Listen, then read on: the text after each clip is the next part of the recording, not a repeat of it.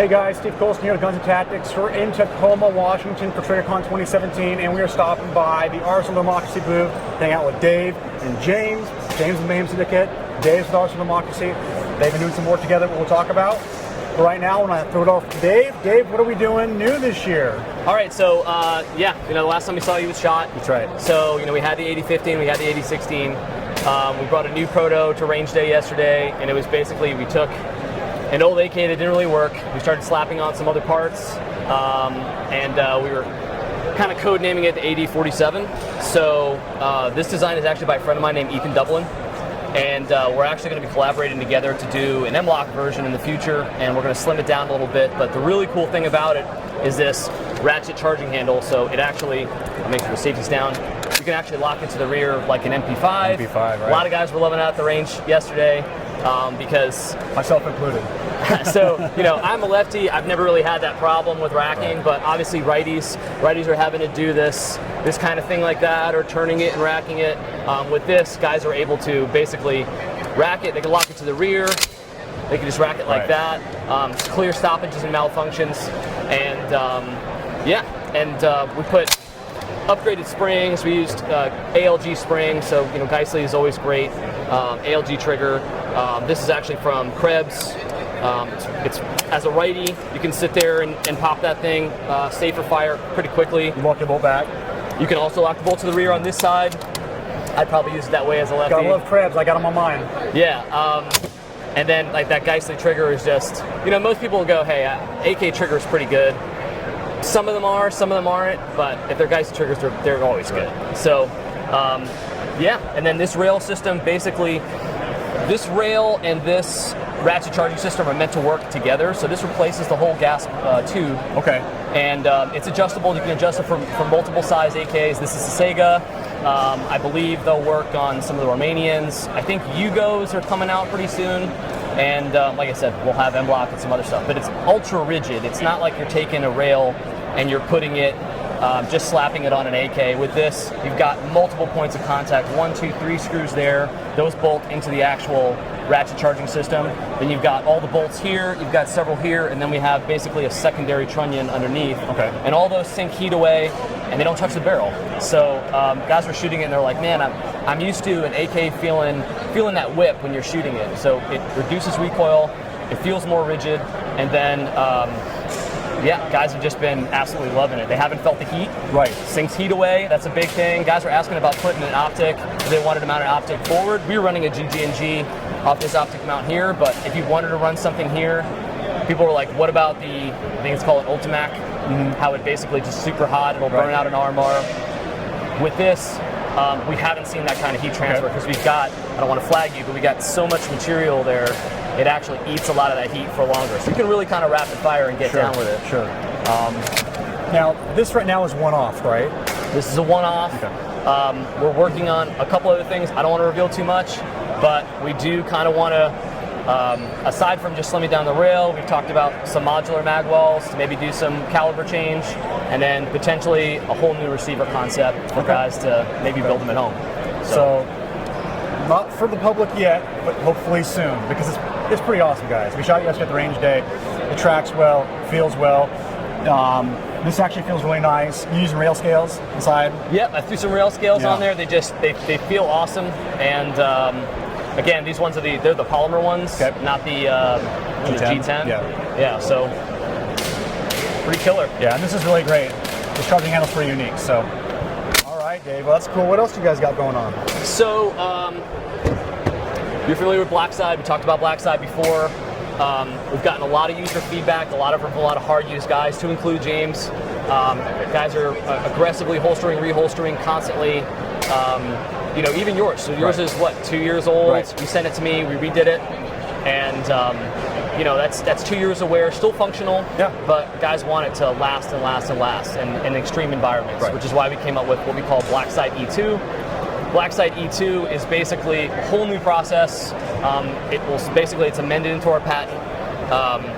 You got to play with it the other day. I did, yes. It's basically all metal. Right. So instead of adding an additive like aluminum oxide or glass bead and then Cerakoting it in, we're basically removing our material and then we're putting it back in a molten state. and it's stainless on stainless. It actually makes the slide stronger. It makes it more corrosion resistant. It can't be chiseled off. It can't be scraped off. Right. And we haven't found a chemical that it will actually affect it. And if you want to see what that looks like, he's posted a picture up on their IG account of him doing the install. It's pretty kick-ass. I mean, you're throwing molten steel back on that slide, right? I mean, it superheats it, and it's a process that has been used in very large industrial applications. So if they get cracks and fissures on parts so giant that they can't take them out of the site, they'll actually bring that additive there, then regrind. And I'm talking about massive gears, the size of this booth, and then some other. Actually, it's used by Disney in some way, shape, or form. So Disney's getting into the gun industry. No, they're not. They're not in any way affiliated not with affiliated. Disney. But so the other cool thing about that is, we've been doing this on stainless slides for a while.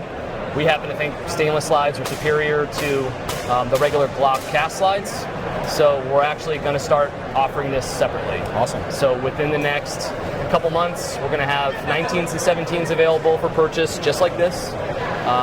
Basically, we'll have a drop down where people can get them built up. Okay.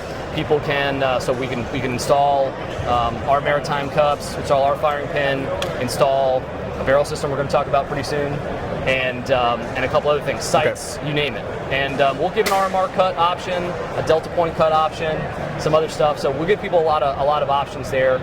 And there are guys who, piece by piece, want to get the black side done, but maybe, hey man, can I just try the slide? Or hey, I bought a frame for $200 from a buddy, and I want to build this thing up right. So we're talking about frames, but what goes inside the frame?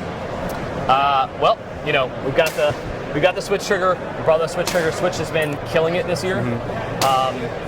You've got two now. You've got two. Chris has got one. A lot of other folks. That pick right there, actually, Chris Tran took it. Chris D'Amato actually did that frame, and from D'Amato Custom Sibling, and he wants to become a dealer now. We've got a couple other dealers. Both good dudes. Guys have been loving it, and you saw I had this original one that we did here where we pieced together. It's unanodized, still rough. You can see we actually EDM'd, wire EDM'd a lot of these pieces. That's why we've got that texture there. And it's not slowing down. We've done it for virtually every model to include. We just did one for the Glock 42, and we're doing one for Glock 29 10mm. We've done them for MOS, so it's just been blowing up. We really love it. It's a great trigger system so far. I had zero problems with mine. It's really robust, I must say, and it feels great. I mean, the trigger press is pretty unique to this trigger. So okay, and what else goes in the black side?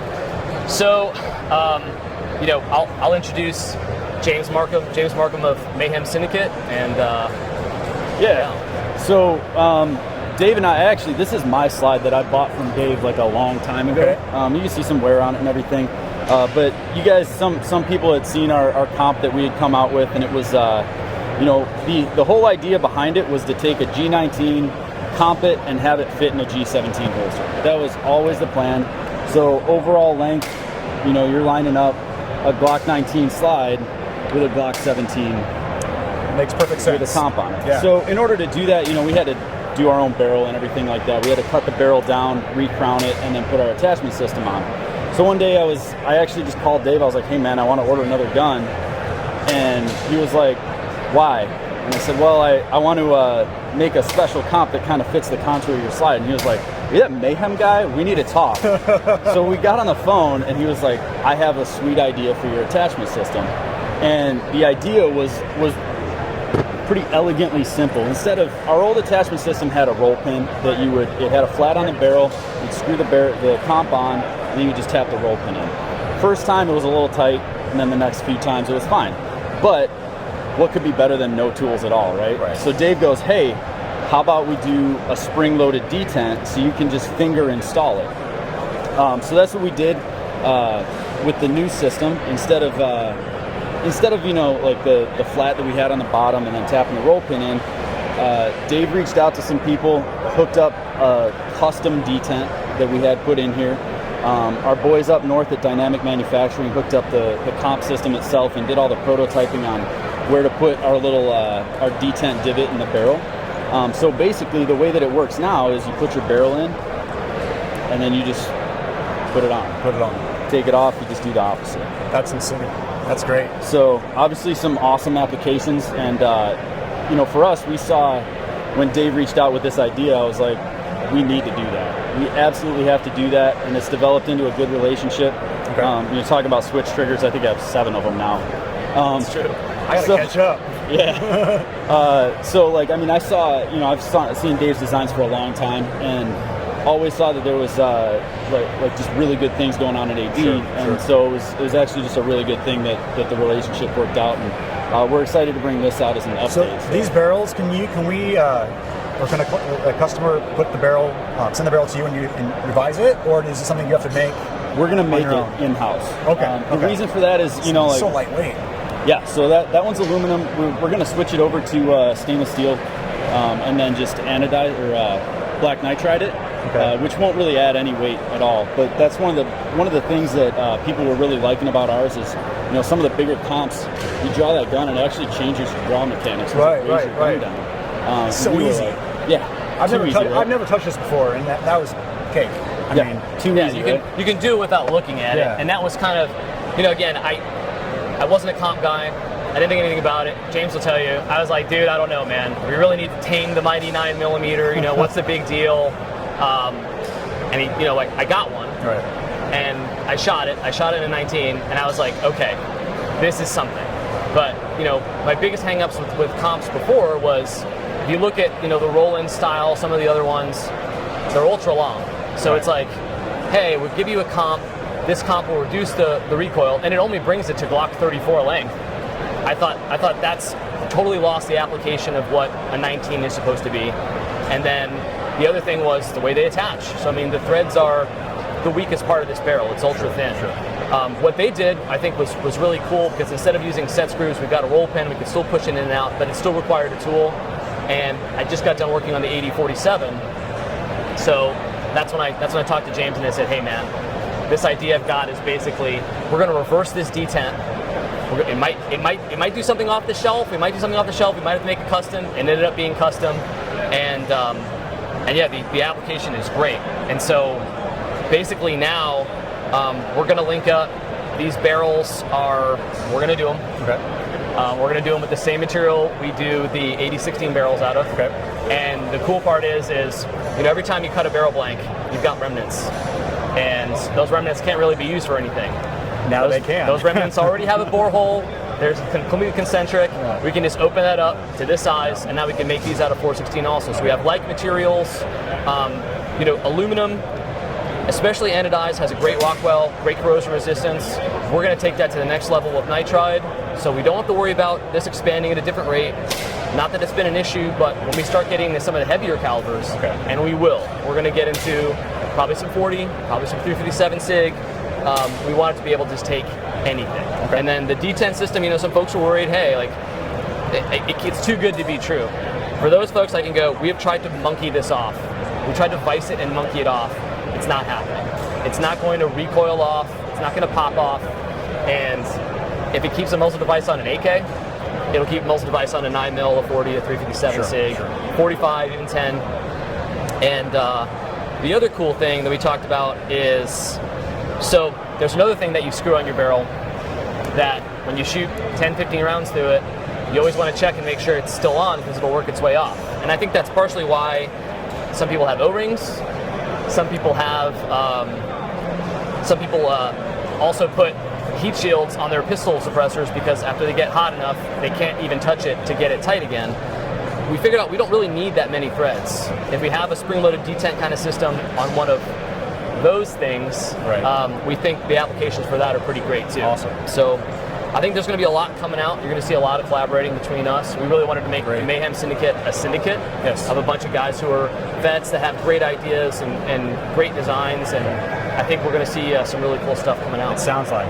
All right, before we wrap it up, is there anything else we want to talk about with AD?